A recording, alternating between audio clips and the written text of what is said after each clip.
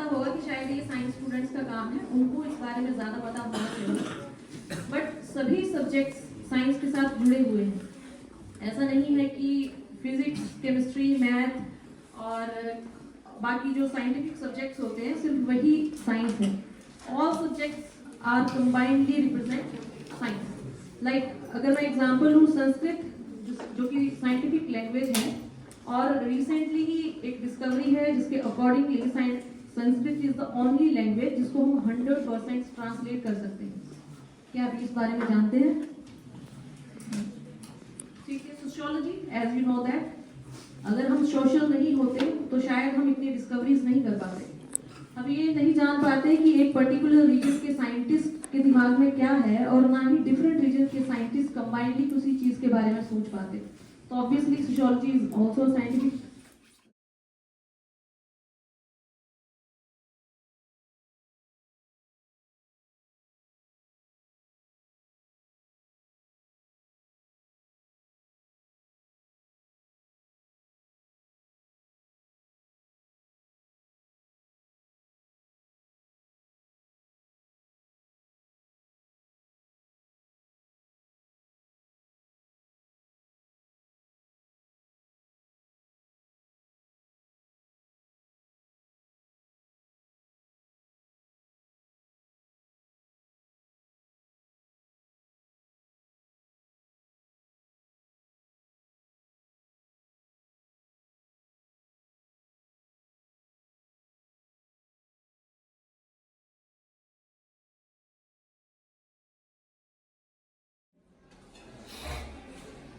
बहुत कम, I think 3 या 4। और कितने लोग हैं जो 4 या 5 के बीच में उठ जाते हैं? ये भी 2 या 4। चलिए, मुझे उम्मीद है कि जब आप आगे का लेक्चर सुनेंगे तो इन चीज़ों के बारे में काफ़ी रूबरू होंगे कि कितना ज़रूरी है अपने सर्केडियन रिदम को बनाना, बॉडी साइकिल को बनाना for mental peace and overall wellbeing. So let me introduce Ayurvedic Dincharya, which is not just a tradition or which is not just a word जिसे हम रोज सुने और ये लगे कि बस योगा करना है और हो गया। इसके बारे में मैं ज़्यादा तो नहीं बता पाऊंगी, बट आज के हमारे जो स्पीकर्स हैं, प्रिंसिपल सर, वो इस बारे में ज़्यादा।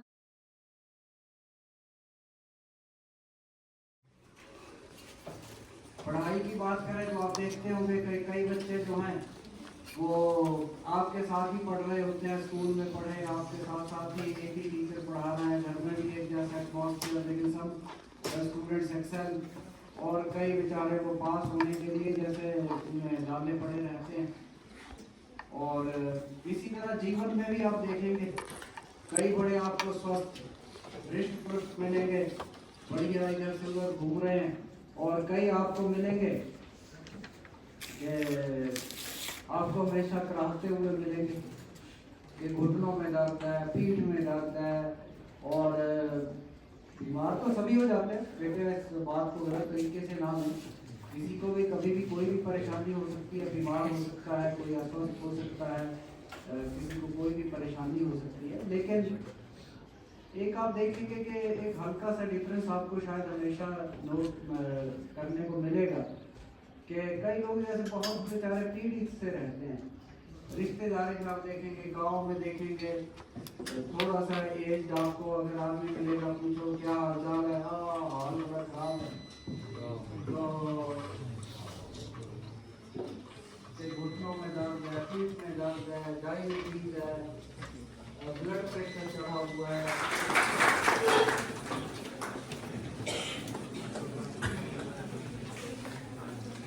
My respected colleagues and dear students, आज का लेक्चर जो है इसे वर्कशॉप कहा जा सकता है, और आपने कृपया पेन और कॉपी साथ में जरूर रखनी है, so that you can jot down some important points.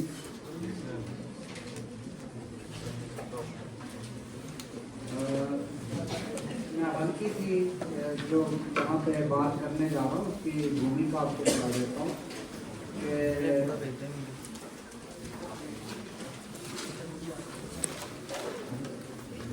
अगर पढ़ने की बात करें तो आप कृपया आवाज़ ना आए, आराम से अपने कॉपी निकाल लो और कोई इम्पोर्टेंट पॉइंट लगे तो मेन पॉइंट्स आप नोट करें।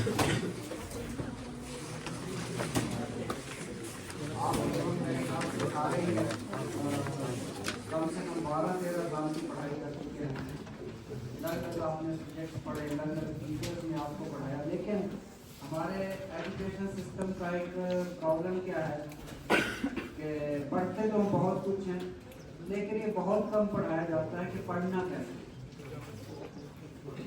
इसी तरह जीवन तो हमें मिला है, जीवन की है एक बड़ी कला है, और अगर आप स्वस्थ और बड़ी एनर्जेटिक तरीके से अपने आप को रख पाते हैं जीवन में, तो एक बहुत बड़ी उपलब्धि है। क्योंकि जिस आदमी में एनर्जी नहीं है, ऊर्जा ही नहीं है, वो नेचुरली अपनी लाइफ में आउटपुट भी कुछ नहीं निकाल सकता। अब अपने गांव में, घर में, आसपास रिश्तेदारी में ज़रा सा अगर आप माइंड घुमा के याद करेंगे कि कितने लोग होंगे जो इन बीमारियों के कारण बड़ी खराब स्थिति में होंगे, और अगर आप उनकी आउटपुट देखें तो बेचारे कुछ भी विशेष नहीं कर पा रहे होंगे, डॉक्टरों के चक्कर मार रहे हैं, कभी किसी और के चक्कर मार रहे हैं, किसी पर डिपेंडेंट है छोटे छोटे कामों के लिए। और एक तरफ कहीं आपको लगभग उसी एज ग्रुप में बहुत एनर्जेटिक लोग भी मिलेंगे। तो पहली बात है कि अपनी लाइफ को कैसे आपने एनर्जाइज करना है, कैसे स्वस्थ रहना है। समय क्योंकि बहुत कम है, अगर आप चाहेंगे तो I can deliver some more. Productivity समझते हैं क्या होती है? क्या होती है प्रोडक्टिविटी? प्रोडक्टिविटी का मतलब है कि एफिशिएंसी। एक तरह से जैसे दो बच्चे हैं, दोनों एक घंटा पाठ पढ़ते हैं मानो, और एक को सपोज 80% याद हो जाता है और एक को 40% ही याद होता है। तो 80% जिसे याद हो गया उसकी प्रोडक्टिविटी ज़्यादा हुई। या एक है वो 1 घंटे में 10 पेज पढ़ जाता है, एक के 4 ही पेज खत्म हुए। तो जो ज़्यादा पढ़ गया उसकी प्रोडक्टिविटी ज़्यादा है। तो प्रोडक्टिविटी को this is of Paramount importance in life. इसे कई तरीके से हम लोग एक्सप्रेस करते हैं, इसकी बात भी होती है। जैसे गणेश और उसके भाई की बात होती है कि गणेश ने वो अपने माँ बाप पे चक्कर लगा के काम निपटा दिया और दूसरा वो चला गया पूरा चक्कर मारने।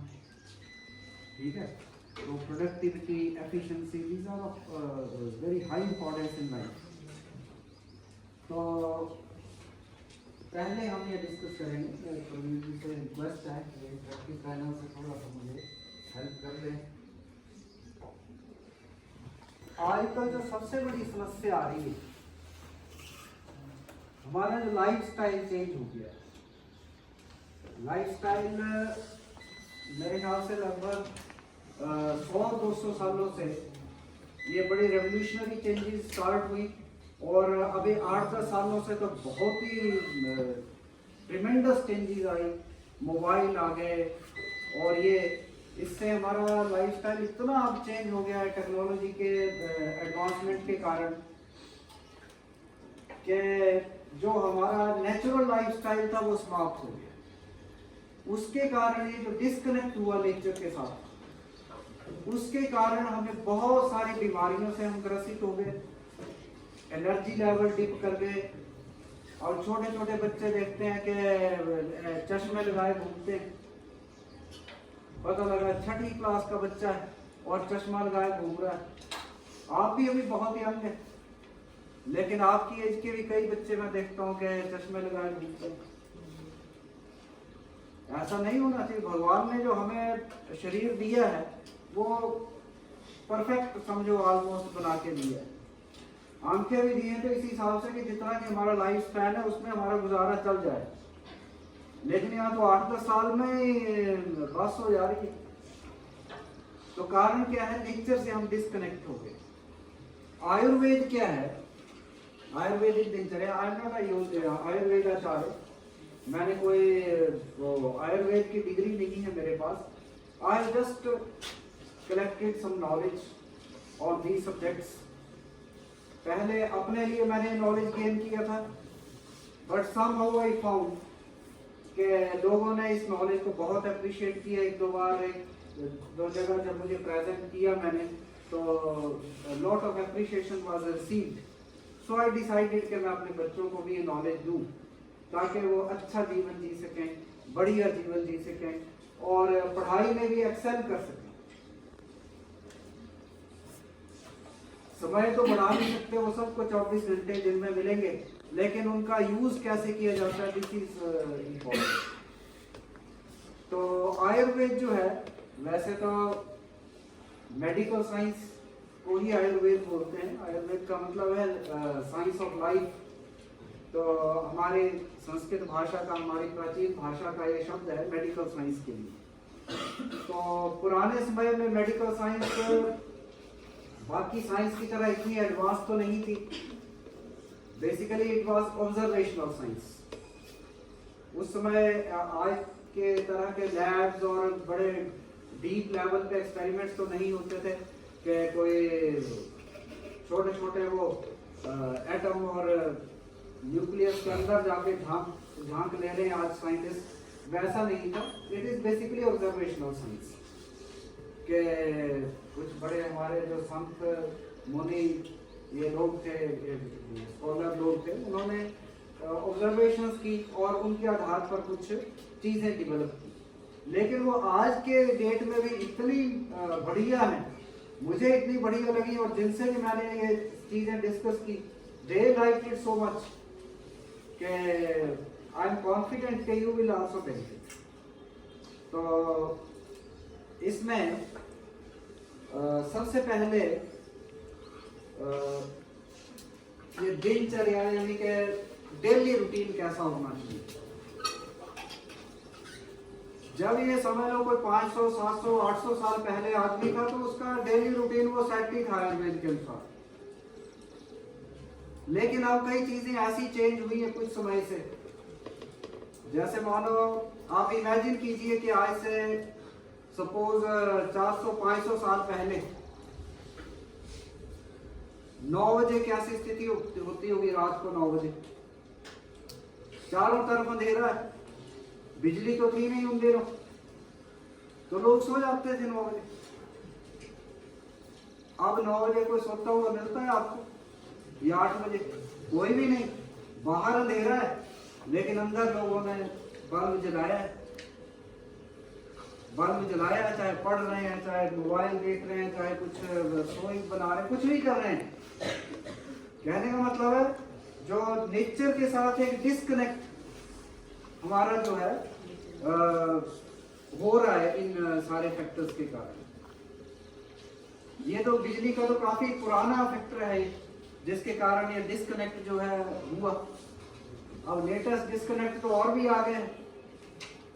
मैंने ऐसे ऐसे बच्चे देखे हैं कि पेरेंट्स उन्हें बोलते हैं कि अच्छा अब सो जाओ, बहुत रात हो गई, पता लगा रजाई के अंदर मोबाइल चला रहे हैं।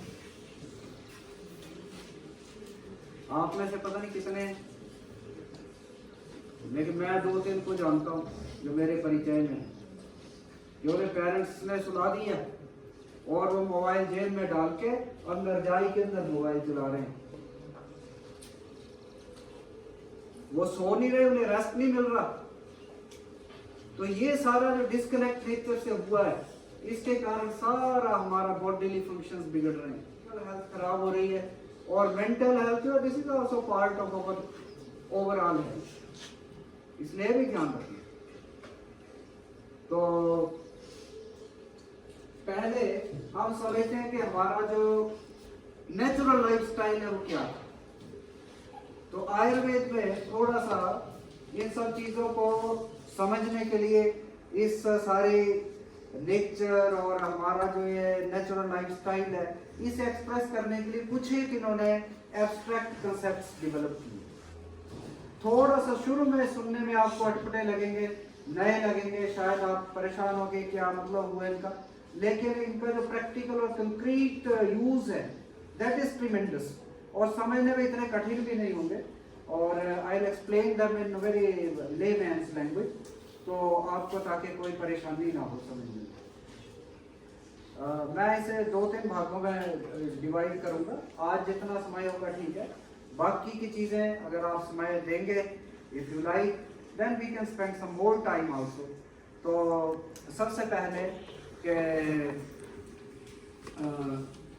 ये जो हमारा, जैसे प्रोफेसर प्रिया ने अभी बात की कि सर्केडियन रिदम की बात। सर्केडियन रिदम क्या है कि जैसे हमारा साइकिल है, इनफैक्ट नेचर में बहुत सारे साइकिल्स हैं, nature is all made of cycles. कोई भी चीज़ जो है स्ट्रेट नहीं चलती, लीनियर नहीं चलती, बहुत कम फिनोमेना ऐसे हैं जो लीनियर चलते हैं सीधे स्ट्रेट लाइन में, सारे वेव्स में चलते हैं, साइक्लिकल है। तो एक बार नीचे जाएगी चीज़ ऊपर आएगी, तो ये सर्केडियन रिदम है। तो ये टाइम के अनुसार चलता है। तो इसका मैं एक आपको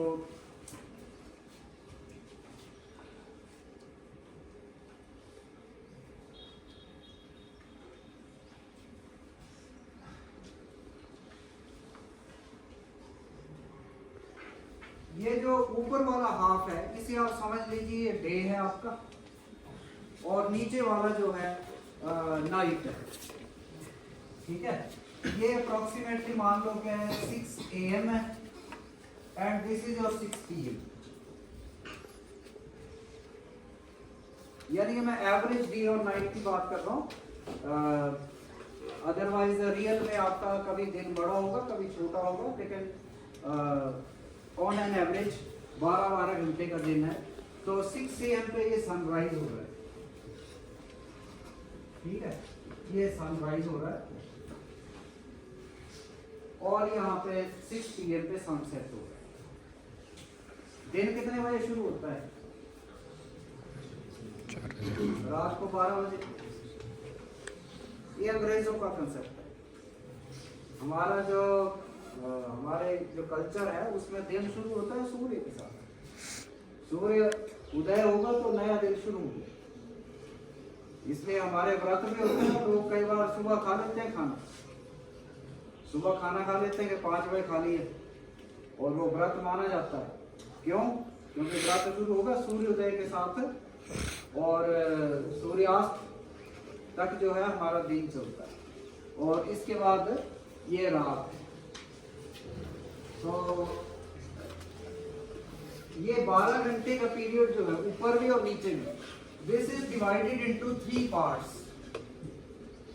मैं बीच में एब्स्ट्रैक्ट कंसेप्ट जो है उन्हें भी इंट्रोड्यूस करता रहूंगा, लेकिन स्लोली करूंगा सो दैट आपको कोई समझने में परेशानी ना आए।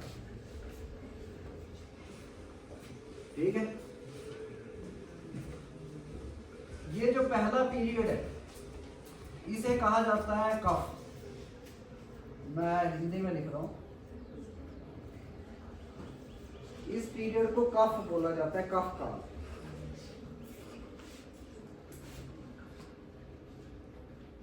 इसे बोला जाता है वात, नहीं सॉरी, ये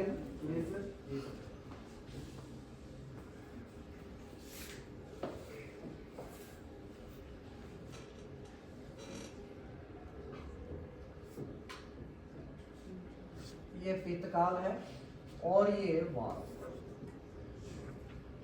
ये टर्में आपने सुन रखी होंगी घर में। कई बार आपको जुकाम हो गया तो क्या बोलते हैं आपके दादा दादी जी? कैसे कफ हो गया, ठीक है, छाती जाम हो गई है, ऐसी टर्में आपने बहुत सुन रखी होंगी। आयुर्वेद कोई जरूरी नहीं है आयुर्वेद कॉलेज में ही है, ये हमारे घर घर में पहले था, और आज भी कुछ हद तक जीवित है, कहीं समाप्त हो गए। Same cycle is repeated with cough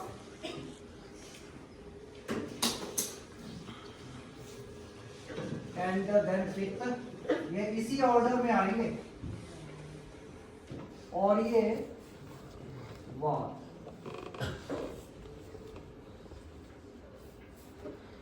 एक आपने टर्म सुनी होगी कि हर चीज जो है 5 तत्वों से बनी होती है। ठीक है, बोलते हैं आदमी भी 5 तत्वों से बना होता है। कई बार आदमी मर जाता है गाँव में, तो आपने सुना होगा कि वो अपने एलिमेंट्स में चला गया, वैसे ही 5 तत्वों में विलीन हो गया, या 5 तत्वों से बना है। 5 तत्व कौन कौन से बताया जाता है?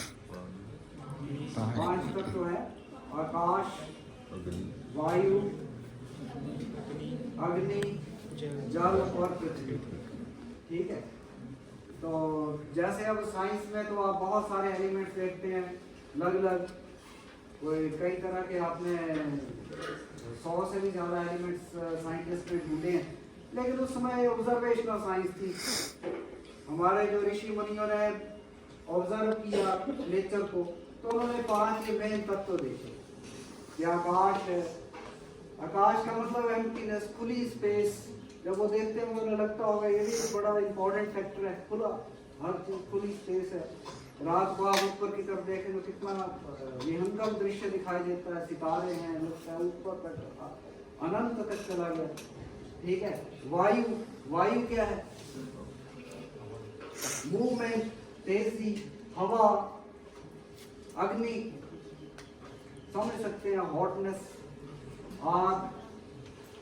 ठीक है, और जल, जल आप समझ सकते हैं लिक्विड, हेवी टाइप की चीज है।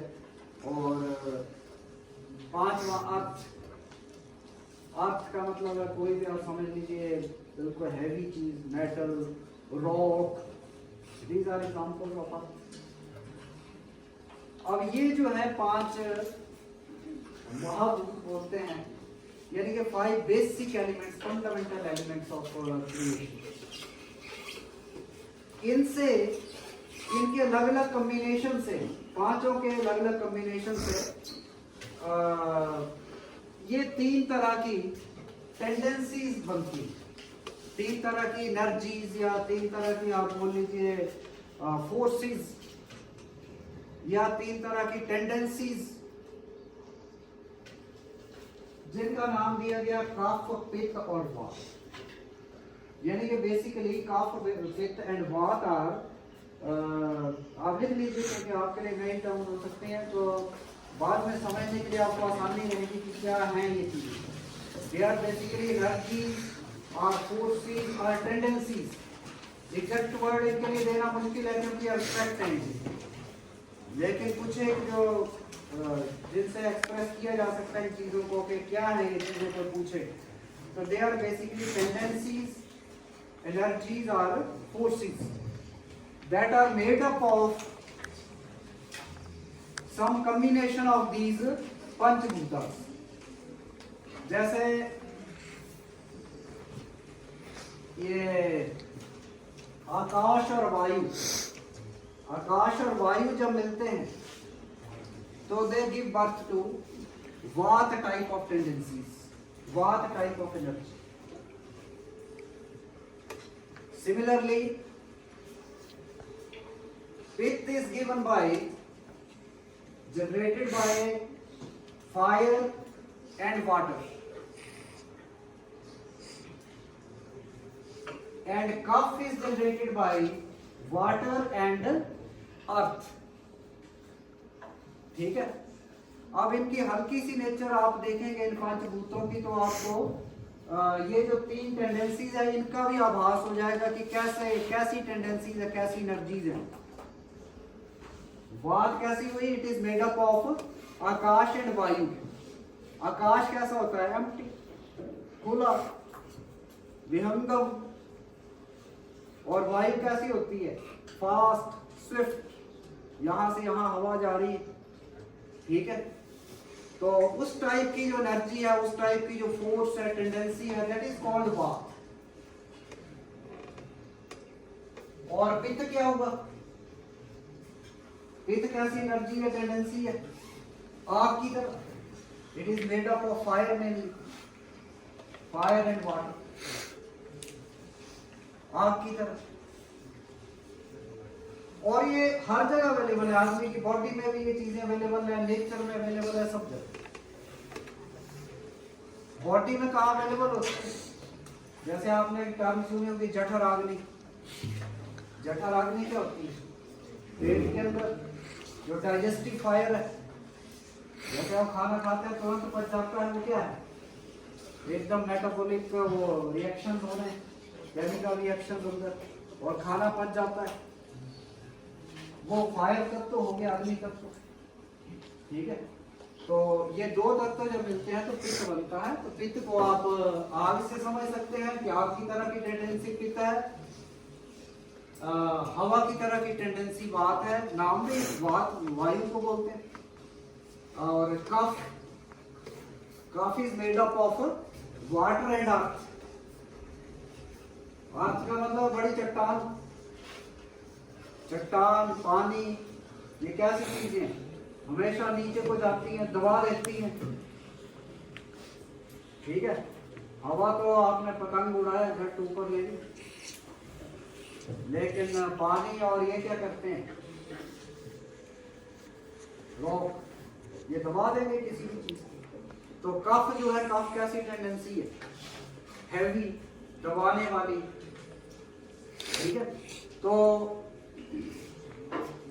ये सारे जो एनर्जीज हैं, टाइप्स ऑफ एनर्जीज हैं या टाइप्स ऑफ टेंडेंसीज है, they are present in every human being in different proportions.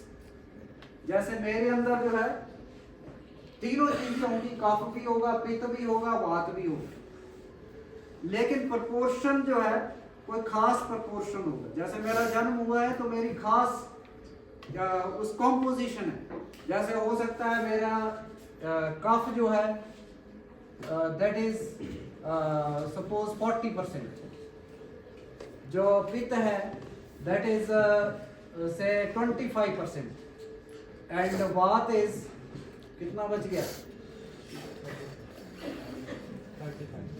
35। ठीक है, हर आदमी का ऐसे ही एक कॉम्पोजिशन होता है। जैसे आप में से कोई भी व्यक्ति होगा, उसके अंदर तीनों ये गुण जो है, तीनों गुण पाए जाते हैं। 40% है, आपके अंदर हो सकता है 38% हो या 10% ही हो। ये जो कॉम्पोजिशन है, दिस इज कॉल्ड प्रकृति। और ये कफ वात पित्त इन्हें क्या बोलते हैं, क्या बोला भाई मैंने, गुण।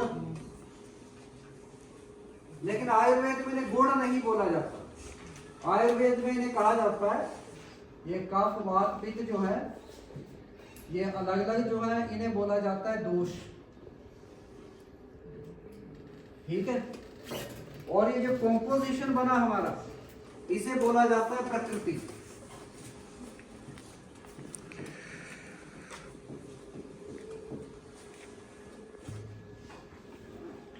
ये अलग अलग जो है, दे आर दोषास। पहले मैंने गुण बोला और दोष बोल रहा हूं, क्यों? गुण दोष में क्या अंतर है? गुण थोड़ा पॉजिटिव होता है और दोष जो है वो नेगेटिव है। यानी कि दोष जो है उसे बाहर निकालना होता है, खत्म करना है, और गुण तो हमें अपनाना होता है। तो ये जो कफ वात और पित्त है, दे आर दोष। ये दोष है, गुण नहीं। इसका कारण भी मैं बताऊंगा आपको कि इन्हें दोष क्यों कहा जाता है, गुण क्यों नहीं कहा जाता। फिलहाल आप इतना समझ लो कि हर व्यक्ति के अंदर ये तीनों टाइप की क्वालिटीज होती हैं और तीनों दोष होते हैं, और इस जो यूनिक कॉम्पोजिशन है, ये उस व्यक्ति की प्रकृति है। किसी व्यक्ति की प्रकृति कैसे पता लगाई जाती है? अब इसके लिए कोई वो ब्लड टेस्ट नहीं होता, उस समय ब्लड टेस्ट थे ही नहीं। उस समय जो चीजें थी वो क्या थी? एक तो ये थी नाड़ी ज्ञान। पहले नाड़ी देख के लोग पता लगाते थे। अभी भी कई हैं वैद्य जो नाड़ी देखकर आपकी प्रकृति बता देंगे कि आपका वात इतना है, पित्त इतना है और